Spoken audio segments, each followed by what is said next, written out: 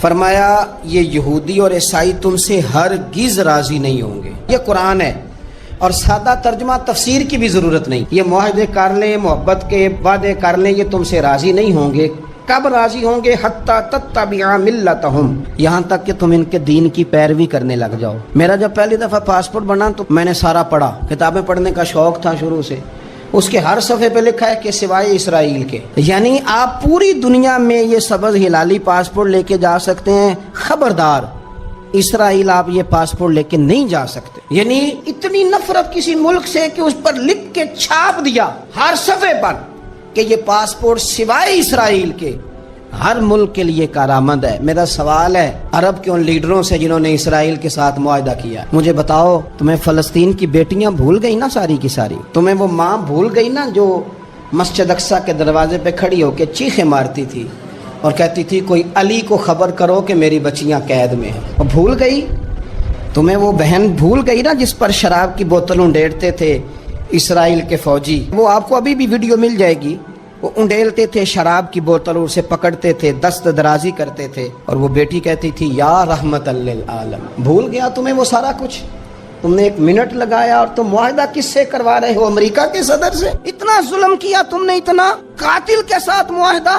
کیا سمجھتے ہو فلسطین والوں کا کوئی والی وارث نہیں؟ سنو، میرے رسول کریم صلی اللہ علیہ وسلم نے فرمایا میرا کوئی مالدار امتی دنیا سے چلا جائے، پیسے جائیدادیں چھوڑ کے، نبی پاک صلی اللہ علیہ وسلم نے فرمایا مسلمان ایک جسد واحد کی طرح، ایک جسم کی طرح، ایک حصہ تکلیف میں ہو تو دوسرا اس کی درد محسوس کرتا ہے.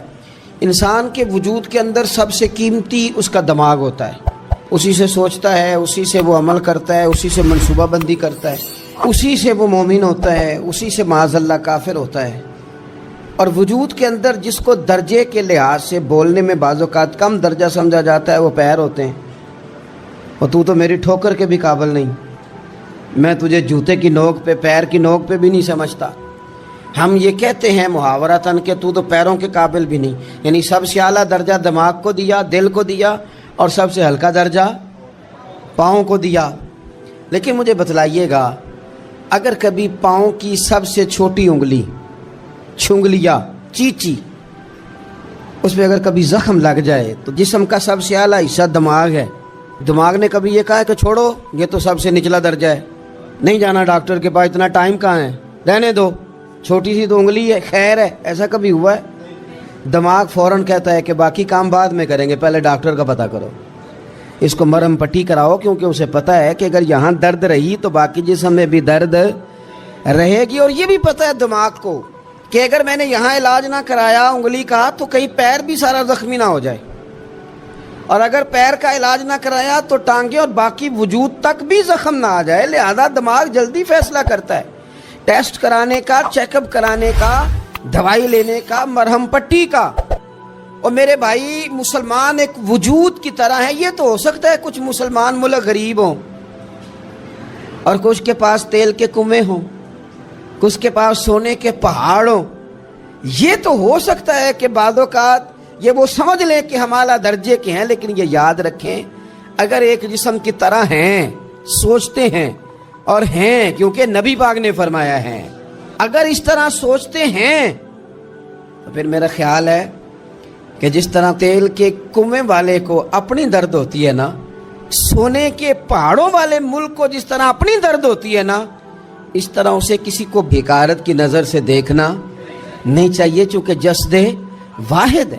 اور جسد واحد میں اگر کوئی درجہ بڑا بھی رکھتا ہو کہ جناب ہمارے پاس ایک بڑی جگہ ہے، متبرک جگہ ہے، ہم بڑے ہیں، تو آپ بڑے ہیں، لیکن بڑا دماغی یہ فیصلہ کرتا ہے کہ بھائی وہ چھوٹا سا پیر کا حصہ زخمی ہے، جلدی کرو علاج کراؤ. لیکن بڑے دماغ والا کہے کہ میرا گھر تو محفوظ ہے. معراج کی بات کرنے کا تو اب وقت آیا ہے، اس لیے کہ معراج کا سارا واقعہ تو مسجد اقصیٰ کے گرد گھومتا ہے. سبحان الذی اسریٰ بعبدہ لیلا من المسجد الحرام الی المسجد الاقصیٰ. حضور نے معراج کی رات مسجد اقصیٰ میں نماز پڑھائی تھی. اور ایک بار پھر سے طیبہ سے فلسطین میں آ، راستہ دیکھتی ہے پھر مسجد اقصیٰ تیرا. ایک بار حضور گئے تھے مکے سے مسجد اقصیٰ، اور پھر حضور فرماتے ہیں جب میں واپس گیا نا تو کفار نے جو کہ مسجد اقصی دیکھی ہوئی تھی تو مجھ سے پوچھنا شروع کر دیا کہ مسجد اقصی کی کھڑکیاں کتنی ہیں، دروازے کتنے ہیں، پلر کتنے ہیں۔ جب انہوں نے سوال جواب کیے تو حضور فرماتے ہیں کہ رب کریم نے مسجد اقصی کو اٹھا کے میرے سامنے رکھ دیا۔ میں دیکھتا جاتا تھا، بتاتا جاتا تھا، کہہ لوں بات کر لوں۔ ایک دفعہ حضور مکے سے مسجد اقصی آئے اور ایک دفعہ مسجد اقصی میرے نبی کی زیارت کے لیے مکے گئی، حضور کی زیارت کے لیے مکہ شریف گئی۔ اور میرے نبی تو صرف کسی چیز کی طرف ایک دفعہ دیکھ لیں تو وہاں رحمت کے پھول کھلتے ہیں۔ مسجد اقصی کی طرف منہ کر کے 17 مہینے میرے نبی نے نماز پڑھی ہے۔ مسلمانوں پتہ ہی کوئی نہیں، ہماری خبریں ہی اور ہیں، ہمارا درد ہی اور ہے، ہمیں پتہ ہی نہیں بم کہاں برس رہے ہیں، ہمیں یہ خبر ہی نہیں۔ اور میں اس دور میں تقریریں کر رہا ہوں جہاں سوتوں کو جگانا نہیں پڑتا، جاگتوں کو جگانا پڑتا ہے۔ سیانے لوگوں کو سمجھانا ہمارے ذمہ لگ گیا، کیا کریں؟ اس قوم کو سکھانا پڑتا ہے جسے پتہ سارا ہے لیکن جان بوجھ کے آنکھیں ہماری بند ہیں۔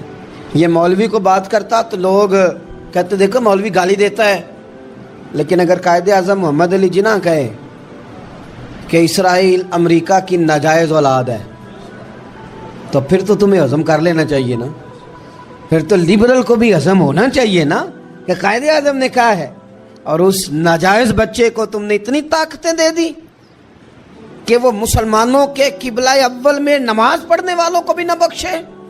کہاں گئی تمہاری وہ انسانی حقوق کی بڑی بڑی تنظیمیں، کدھر گئی؟ اور میرا پاکستانی میڈیا سے بھی سوال ہے، چند دن پہلے سیالکوٹ میں ایک واقعہ ہوا، ناانصافی ہو گئی جی، ناانصافی ہو گئی جی ایک بی بی کے ساتھ۔ ہر بندے نے شور مچایا، بڑے بڑے طوفان اٹھتے ہیں، کیوں ہوا جی کیوں ہوا؟ تو مسجد اقصی کی توہین ہو گئی تو پھر طوفان کیوں نہیں اٹھا؟ ٹاک شو کیوں نہیں ہوئے؟ بحثیں کیوں نہیں ہوئی؟ میں اس موم بتی مافیا کا کیا کروں؟ ان لبرل لوگوں کا کیا کروں؟ ان کے سپورٹروں ووٹروں کا کیا کروں؟ ان سیاسی جماعتوں کے کارکنوں کو کیا نام دوں کہ جو ان فضول بحثوں میں تو وقت ضائع کرتے ہیں، اور وہ مسجد اقصی جس کے بارے میں میرے نبی پاک صلی اللہ علیہ وسلم سے ایک صحابیہ نے پوچھا تھا، یا رسول اللہ مسجد اقصی میں نماز پڑھنا کتنا کو بہتر ہے باقی نمازوں کے مقابلے میں؟ تو حضور نے فرمایا 1000 گنا بہتر ہے۔ بی بی عرض کرنے لگی، سونیا میں جا تو نہیں سکتی، دل بڑا کرتا ہے۔ حضور نے فرمایا جا نہیں سکتی تو وہاں تیل ہی بھجوا دے، جس میں حاضری لگوانے کی حضور بات کریں جس مسجد میں۔ اور نبی پاک علیہ السلام نے فرمایا خاص کر کے سفر کرنا ہوا تو 3 مسجدوں کے لیے کرنا، ایک مسجد حرام بیت اللہ کے لیے، ایک مسجد نبوی کے لیے، اور تیسرا مسجد اقصی کے لیے۔ بیت المقدس مسجد اقصی معمولی جگہ نہیں، حضور نے فرمایا 3 سفر کرو تو سمجھنا ہم عبادت کر رہے ہیں۔ کون کون سے؟ فرمایا اگر بیت اللہ جاؤ تو عبادت سمجھ کے جانا، مسجد نبوی کی طرف جاؤ تو عبادت ہے، اور مسجد اقصی کی طرف جاؤ تو یہ بھی عبادت ہے۔ اور فرمایا مسجد اقصی میں جس نے ایک نماز پڑھی اسے 25,000 نمازوں کا ثواب ملے گا۔ اور میرے رسول پاک نے یہ وہ مسجد ہے جس کے ساتھ معراج شریف جڑا ہوا ہے۔ قرآن پاک نے کہا کہ اس مسجد میں سبحان الذی اسری بعبدہ لیلا من المسجد الحرام الی المسجد الاقصی۔ مسلمانوں، قرآن کہتا ہے کہ تمہارے معراج کی شان رسول پاک کی مسجد اقصی سے جڑی ہے۔ جس محبوب کو رب معراج کرائے تو مسجد اقصی میں لا کے کرائے۔ وہ جگہ معمولی جگہ ہے، وہ معمولی جگہ ہے مسجد اقصی۔ نبی پاک نے وہاں نبیوں کی امامت کرائی، 17 مہینے اس مسجد کی طرف منہ کر کے تیرے اور میرے رسول نے نمازیں پڑھی۔ چھوٹی جگہ ہے، اور پوری دنیا کا مسلمان اسے چاہیے شرم سے گڑ جائے۔ ایک امریکہ کا صدر بول کے کہتا ہے کہ اسرائیل کو اجازت ہے اسے دارالحکومت بنائے، اور مسلمان حکمران بیان دے رہے ہیں ظالموں لٹیروں، تم اپنی سیاستیں چمکانے کے لیے پہلے ایک دوسرے کو گالیاں دیتے ہو، پھر اکٹھے بیٹھ جاتے ہو نمبرنگ کرنے کے لیے۔ تم دین کے اس مسئلے میں سارے اکٹھے کیوں نہیں بیٹھے؟ سارے پاکستان کے سیاستدانوں کو، علماء اور مشائخ کو چاہیے تھا ایک پیج پہ اکٹھے ہوتے، اکٹھے بیٹھ کے ایک بیان ہی دے دیتے، ایک بات ہی کر دیتے۔ پھر میرا سلوٹ ہے ترکی کے صدر کو، پھر میرا सलूट है तुर्की के सदर को। उसने बहुत अरसा पहले कहा था मस्जिद अक्सा मेरी ख्वाब में आई थी और रो के कहती थी आए मुझे कोई सलाहुद्दीन अय्यूबी का मानने वाला, कोई आए मुझे बचाए। कहते मेरी ख्वाब में आई थी और रोती थी, कहती थी कोई आए। और एक शायर ने कहा मस्जिद अक्सा नबी पाक को भी बुलाती है, कहती है एक बार फिर तैबा फलस्तीन में आ, रास्ता देखती है फिर मस्जिद अक्सा तेरा, एक बार फिर से तैबा से फलस्तीन में आ, रास्ता देखती है फिर मस्जिद अक्सा तेरा। कोई बोला नहीं इतना मुकद्दस मकाम, छोटे छोटे बयानों कहीं इकट्ठे हो जाओ, मैं बताता हूं तुम्हें मसले का हाल क्या है। मैं बताता, दो काम करो, एक काम वो करो जो हजरत सलमान फारसी ने किया था। सुनो सुनो हाल सुनो मसले का, मैं छोटा आदमी हूं पर हाल सुनो मसले का। जिंदगी में एक काम मुसलमान कर ले, जट बन के, भट्ट बन के, राई बन के, पाकिस्तानी, मिस्री, सऊदी बन के बड़ा जी लिया। एक काम वो करे जो हजरत सलमान ने किया था। जब एक काफिर ने पूछा आपका नाम क्या है, तो फरमाया मेरा नाम इस्लाम है। बोलिए सारे मेरा नाम। कहा तुम्हारे बाप का नाम, फरमाया इस्लाम। दादा का नाम का इस्लाम, परदादा का नाम। बाजू तेरा तौहीद की कुव्वत से कमी है, इस्लाम तेरा देश है तो मुस्तफवी है। एक काम वो करो जो हजरत सलमान ने किया था। काफिर जब पूछे तो कहो हम सारे इस्लाम हैं, हम सारे क्या हैं, हम पहले मुसलमान हैं, बाकी बाद में कुछ और चीज। दूसरा काम वो करो जो हजरत अमीर मुआविया ने किया था। सुन लो ये हाल है इस मसले का। सुनो हजरत मौला अली शेर खुदा रज़ी अल्लाह ताला अन्हु और जनाबे अमीर मुआविया की जंग हो रही थी, लड़ाइयां हो रही थी, इख्तलाफात थे, फौजें बैठी थी। हजरत मौला अली और जनाबे अमीर मुआविया की जंग हो रही थी। तो रूम के बादशाह ने, ईसाई बादशाह ने हजरत अली को खत लिखा कि मैं तेरे ऊपर हमला करने वाला हूं। खत लिखा ना हजरत अली को, तो जवाब हजरत अमीर मुआविया ने दिया। चाहिए था ना मौला अली जवाब देते, हजरत अमीर मुआविया बोले और बोल के कहने लगे और रूम के कुत्ते, हम घर में जितना मर्जी लड़े, ये ना समझना तू अली पे हमला करेगा तो मैं तमाशा देखूंगा। फरमाया तो अली पे हमला कर तो सही, अली सिपा सलार होगा और अमीर मुआविया उसका सिपाही होगा। घर में जितना मर्जी लड़े पर रसूलुल्लाह के नाम पे हम इकट्ठे हो जाया करते। ये रसूलुल्लाह का दीन है, उस पे हम इकट्ठे हैं, यकजान हैं। फरमाया अली सिपा सलार होगा और अमीर मुआविया सिपाही होगा, इकट्ठे निकलेंगे और कुफर को बताएंगे कि अगर तुम मुसलमानों की तरफ देखोगे फिर हम यकजान हैं, फिर हम बोलिए फिर हम गुंबद खजरा के साए तले एक हैं, एक हैं, एक थे और एक रहेंगे। इसलिए ये दो काम अगर मुसलमान करे, दो काम ठीक है, इख्तलाफ हो गए, बड़ा कुछ हो गया, लेकिन उनसे कहें कि जब तुम आओगे तो फिर हमें लहदा लहदा नहीं पाओगे, फिर हमें तुम इकट्ठे पाओगे, इकट्ठे मैदान में निकलेंगे। और कोई इतनी लंबी चौड़ी बात नहीं, मैं क्या करूं, मेरा तो आइडियल बनता जा रहा है तैयब उर्दगान। अजीब बात है ना कि उसके पास एटमी ताकत आपसे कमजोर है, आपकी तगड़ी है। उसके पास जो फौजी ताकतें हैं वो अपनी जगह पर, आपकी फौजी ताकतों का लोहा मानती है दुनिया।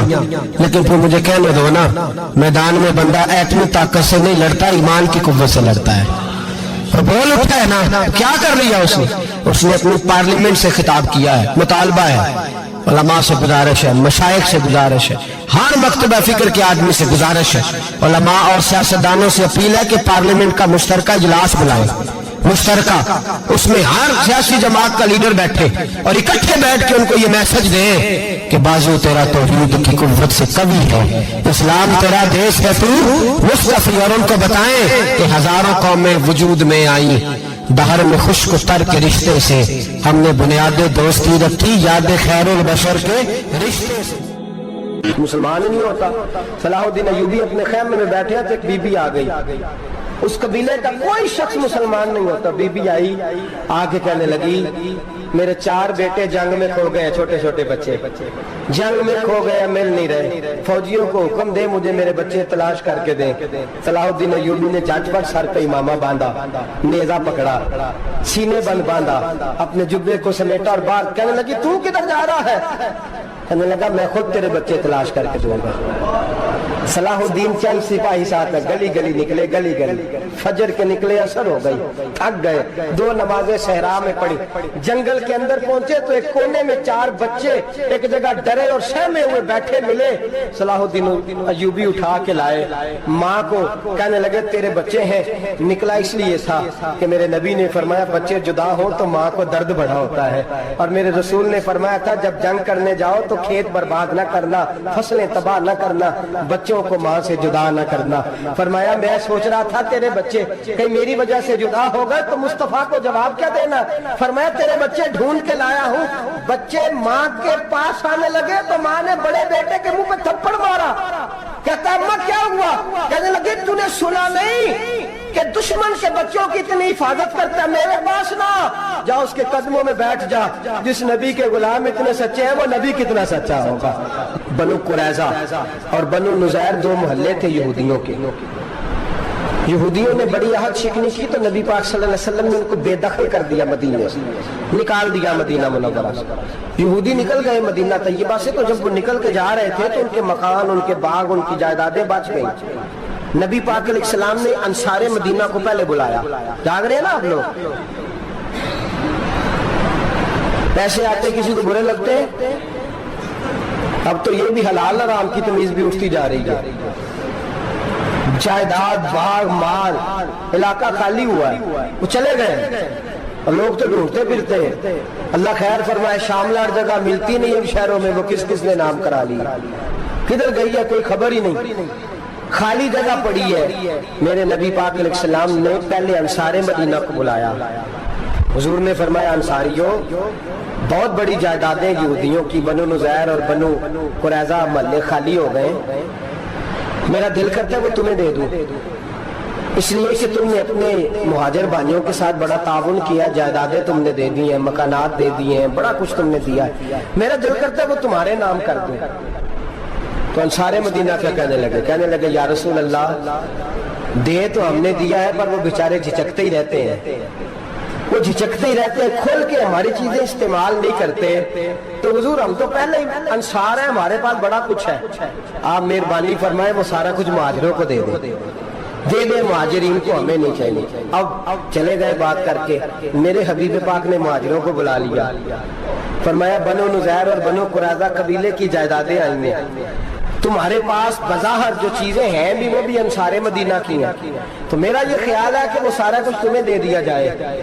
ابو بکر صدیق رضی اللہ تعالیٰ عنہ کہنے لگے یا رسول اللہ صلی اللہ علیہ وسلم ہمارے انصار بھائیوں نے ہمارے لیے دل تک کھول دیے ہیں، حضور انہوں نے ہر چیز بانٹ کے ہمارے سامنے رکھ دی ہے، ہم اتنے خرد غرض ہیں کہ سارا کچھ لپیٹ جائیں۔ کہا حضور ہمارے پاس جو مکان ہے وہ ہے، ہم کاروبار کر رہے ہیں، تجارتیں کر رہے ہیں، مزدوریاں کر رہے ہیں، ہم انشاءاللہ اور بنا دیں گے، آپ یہ ہماری طرف سے ہمارے انصار بھائیوں کو گفٹ کر دیں، آپ انہیں دے دیں۔ میرے حبیب کی آنکھوں میں آنسو آ گئے، میرے نبی پاک علیہ السلام رو پڑے، یا رسول اللہ آپ کیوں روتے ہیں؟ فرمایا تمہارا یہ بھائی چارہ قائم رہا تو اللہ اسلام کو بڑی قوتیں عطا فرمائے گا، اللہ طاقتیں دے گا اسلام کو، اگر تمہارا یہ رنگ قائم رہا، یہ انداز، میرے غلاموں تمہارے یہ طور طریقے، ایک بھائی کہتا ہے دوسرے کو، دوسرا کہتا ہے تیسرے کو۔ مسلمانوں کی نا ایک تعداد لڑتے لڑتے لڑتے لڑتے دور چلے گئی، تاتاریوں نے قید کر لیا، 4 مسلمان تھے، تبلیغ کرنے گئے، جنگ کرنے گئے، جہاد کرتے کرتے کافروں سے لڑتے لڑتے تاتاری قوم میں چلے گئے، وہاں قید کر لیے گئے تو سزائے موت کا حکم ہوا، 4 بزرگ تھے، سزائے موت کا حکم ہوا تو تاتاری بادشاہ جو تھا وہ بڑا خلاف تھا، بڑا سخت مخالف تھا مسلمانوں کے، اس نے کہا کہ ان کو جب پھانسی دینا نا مسلمانوں کو تو میرے سامنے دینا۔ اب 4 عالم ہیں، 4 صوفی ہیں، سفید داڑیاں، سر پہ امامے، پھانسی کا وقت آیا تو جو پھانسی گھاٹ ہے وہ ایک ہے، چاروں کو کٹھے پھانسی نہیں ہو سکتی، ایک کو کہا کہ ایک ایک کر کے ان کو پھانسی دو۔